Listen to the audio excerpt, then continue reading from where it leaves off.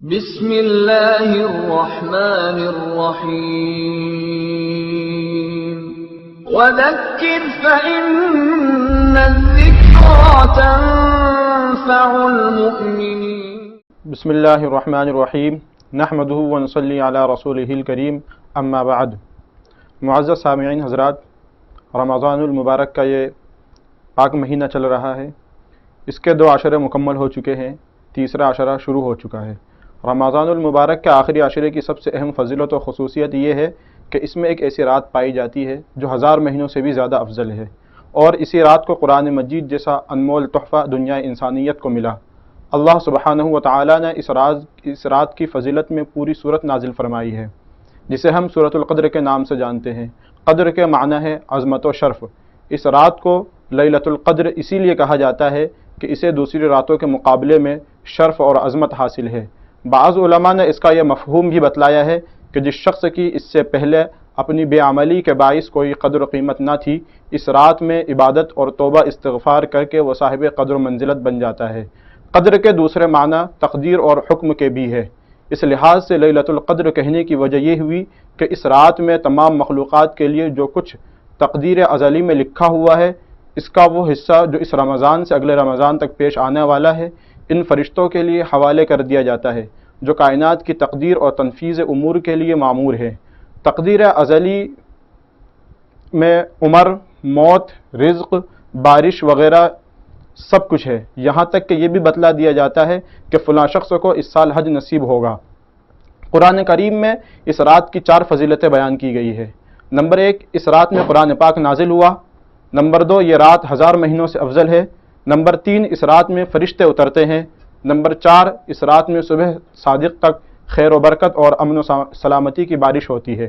اس صورت کے علاوہ بھی دوسری آیت سے ثابت ہوتا ہے کہ قرآن مجید کا نزول شب قدر میں ہوا ہے۔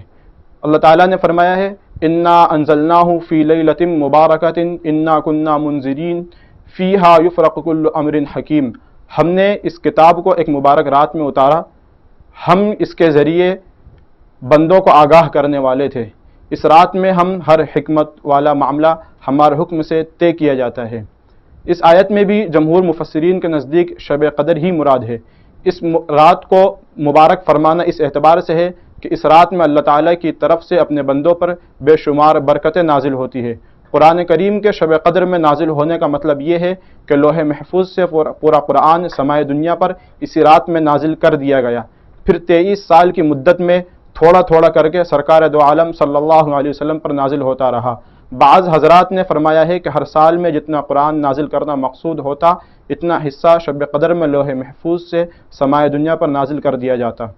اس رات کی سب سے بڑی فضیلت تو وہی ہے جو اس صورت میں بیان ہوئی ہے کہ ایک رات کی عبادت 1000 مہینوں سے افضل ہے۔ گویا ایک رات کی عبادت 83 سال کی عبادت سے بھی بہتر ہے۔ پھر بہتر ہونے کی کوئی حد مقرر نہیں ہے۔ کتنی بہتر ہے؟ 2 گنی، 4 گنی، 10 گنی، 100 گنی وغیرہ سب احتمالات ہے۔ بخاری و مسلم میں حضرت ابو ہریرہ رضی اللہ عنہ سے روایت ہے کہ رسول اللہ صلی اللہ علیہ وسلم نے فرمایا کہ جو شخص شب قدر میں عبادت کے لیے ایمان و اخلاص کے ساتھ کھڑا رہا، اس کے تمام پچھلے گناہ معاف ہو گئے۔ یہ بات تو متعین ہے کہ شب قدر رمضان المبارک کے مہینے میں آتی ہے، مگر کس رات میں ہے یہ متعین نہیں ہے۔ اس سلسلے میں علماء کے مختلف اقوال ہیں۔ صاحب تفسیر مظہری نے لکھا ہے کہ صحیح بات یہ ہے کہ شب قدر رمضان المبارک کے آخری عشرے میں ہوتی ہے، مگر آخری عشرے کی کوئی تاریخ متعین نہیں ہے، بلکہ ان میں سے کسی بھی رات میں ہو سکتی ہے اور ہر رمضان میں بدلتی بھی رہتی ہے۔ ان 10 راتوں میں سے خاص طاق راتوں یعنی 21، 23، 25، 27، 29 میں ہونے کا از روئے احادیث صحیحہ زیادہ احتمال ہے۔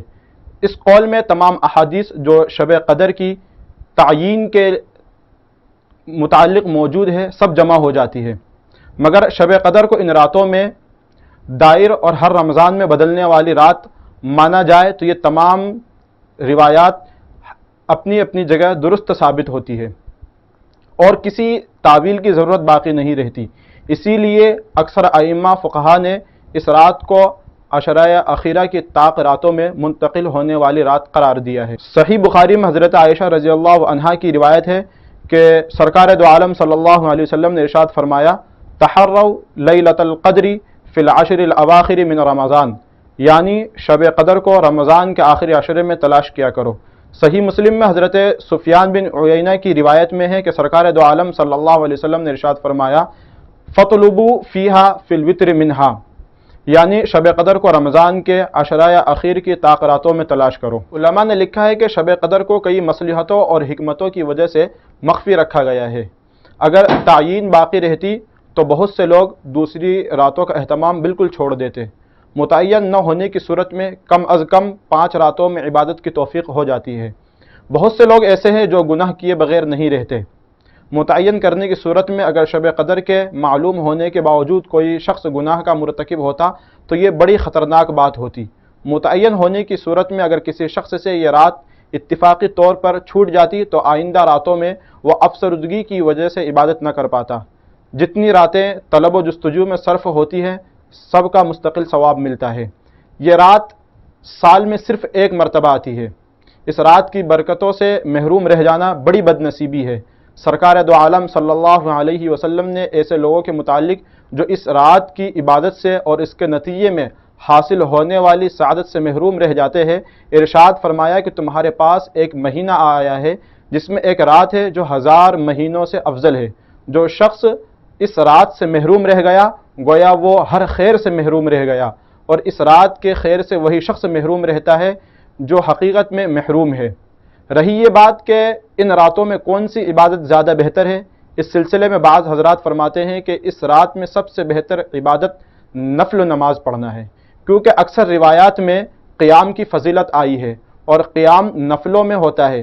حضرت سفیان ثوری رحمۃ اللہ علیہ کی یہ روایت ہے کہ اس رات میں دعا کی عبادت زیادہ بہتر ہے، کیونکہ اس رات میں سرکار دو عالم صلی اللہ علیہ وسلم نے حضرت عائشہ صدیقہ رضی اللہ عنہا کو دعا کی تلقین فرمائی تھی۔ ایک مرتبہ حضرت عائشہ نے عرض کیا یا رسول اللہ، اگر مجھے شب قدر کا پتہ چل جائے تو میں کیا دعا مانگوں؟ سرکار دو عالم صلی اللہ علیہ وسلم نے ارشاد فرمایا کہ یہ دعا مانگو، اللہم انکا عفو تحب العفو فاعف عنی، یعنی اے اللہ آپ بے شک بہت معاف کرنے والے ہیں، معاف کرنے کو پسند کرتے ہیں، مجھے معاف فرما دیجئے۔ اس رات میں مختلف عبادتیں کرنا افضل ہے۔ تلاوت، نماز، دعا، تسبیحات وغیرہ میں مشغول رہے، کیونکہ سرکار دو عالم صلی اللہ علیہ وسلم سے اس رات میں یہ تمام عبادات منقول ہے۔ مختصر یہ کہ شب قدر میں ان چیزوں کا اہتمام کرنا چاہیے، جیسے لیلۃ القدر کو تلاش کرنے کا عزم مصمم کیا جائے، شب قدر کی راتوں کے لیے قرآن فہمی، عبادات و اذکار کی منصوبہ بندی کی جائے تاکہ لیلۃ القدر سے زیادہ فائدہ حاصل کیا جائے، جاگنے سے زیادہ مقصد پر نگاہ رکھنے اور حاصل کرنے کی کوشش کی جائے، اہل خانہ کو بھی اس رات سے مستفید ہونے کے لیے رغبت دلائی جائے، لیلۃ القدر کی دعا کا خصوصی اہتمام کیا جائے، اجتماعی کے بجائے انفرادی عبادت پر توجہ دی جائے، صرف ایک رات یعنی 27ویں شب ہی کو شب قدر سمجھ کر اہتمام کرنے کے بجائے پورے عشرے اور بالخصوص 5 طاق راتوں کے اہتمام کرنے کی فکر کرنی چاہیے، اور حقیقی قدردانی کرتے ہوئے ہر طاق رات کو کچھ نہ کچھ فکر اور کوشش ضرور کرنی چاہیے۔ ہمارے معاشرے میں یہ مزاج عام ہو گیا ہے کہ 27ویں شب کو بہت اہتمام کے ساتھ شب قدر منایا جاتا ہے، مسجدوں کو سجایا جاتا ہے، جلسوں اور بیانات کا اہتمام کیا جاتا ہے، اور رات بھر لوگ جاگ کر اور گھوم پھر کر گزارتے ہیں، اور کچھ لوگ بہرحال اعمال کی طرف بھی لگے رہتے ہیں اور باقی راتوں کے بارے میں تصور ہی نہیں کرتے۔ ان میں عبادات کا اہتمام ویسے ہی ہونا چاہیے جیسا کہ 27ویں شب کو ہوتا ہے۔ آخری عشرے کی دیگر طاق راتیں بھی اسی قدر منانی چاہیے جتنے کہ 27ویں شب ہے۔ 5 راتوں کو اسی ذوق و شوق کے ساتھ گزارنے کا اہتمام ہونا چاہیے، اور یہ شعور بیدار کرنے کی سخت ضرورت ہے کہ ہمیں ہمارے نبی رحمت دو عالم صلی اللہ علیہ وسلم نے ہر طاق رات میں اس عظیم اجر و ثواب والی رات کو تلاش کرنے کا حکم دیا ہے کہ جو مل جائے تو 1000 مہینے یعنی 83 سال عبادت کا ثواب مل جائے، اور جس میں معافی کا فیصلہ ہو گیا تو رمضان کی آمد ہمارے حق میں عظیم سعادت ثابت ہوگی۔